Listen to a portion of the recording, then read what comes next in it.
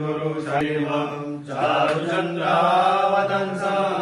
रत्नाकल्पोज्ज्वलङ्गं परशुमिवरं भीतिहस्तं प्रसन्नं पद्मासीनं समन्तास्मतमङ्गलैर्व्याधिगतिं वसाना विश्ववाद्यं विश्ववन्द्यं निखिलवैहरं पञ्चवक्त्रं त्रिनेत्रं ब्रह्मानन्दं परमसुखदं केवलं ज्ञानमूर्ति वन्दाद्वैतं गगनसदृशं तत्त्वमस्यादिलक्ष्यम् एकं नित्यं विमलमचलं सर्वधी साक्षिभूतं भावातीतं त्रिगुणरहितं सद्गुणेनातिरोहति एतावान् च महिमा शोधायाश्च पूर्वपादोष विश्वाभूतानि त्रिपादश कर्माणि वतमन्यासन्नापेहनाकं महिमाना सचन्दयत्र पूर्वै साध्या शान्तिदेवाः।